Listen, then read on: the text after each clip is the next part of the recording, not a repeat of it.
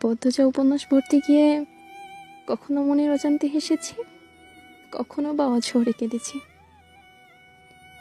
এই পৃথিবীর সব থেকে কঠিন মানুষটাও কোনো একটা মানুষের কাছে নরম হয়ে থাকে। এই উপন্যাসের আমিরের মৃত্যু আমাকে কষ্ট দেয়নি, বারবার কাঁদিয়েছে আমিরের লেখা চিঠিগুলো।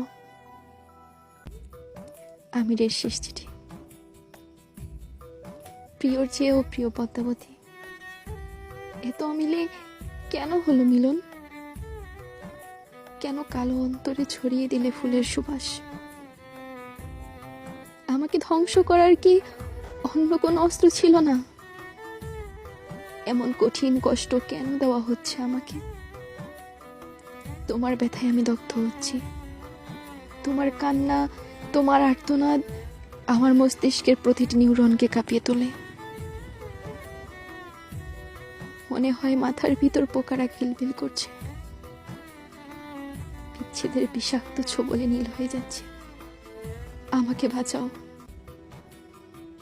ইতি আমির হাওলাদার। আমিরকে হত্যা করার পর পদ্মার উঠতে ছিল,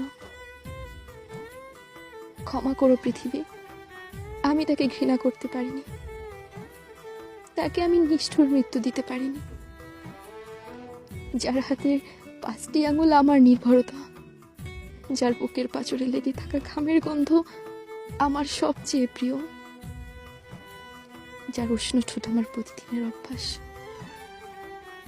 যার এলোমেলো চুলে আমি হারিয়ে যাই বারংবার, যার ভালোবাসার আহ্বানে সব কিছু তুচ্ছ করে ছুটে চলে যাই,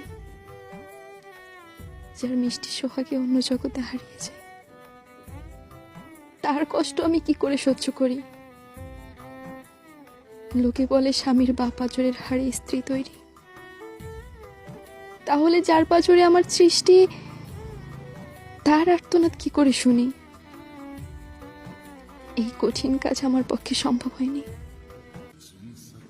পৃথিবীর সবাইকে বলে দিও, আমার কবরটা যেন আমার স্বামীর কবরের ঠিক বাপাশেই হয়। আমি তাকে ভালোবাসি, যেমন সত্য চন্দ্র সূর্য তেমন সত্য আমি তাকে ভালোবাসি।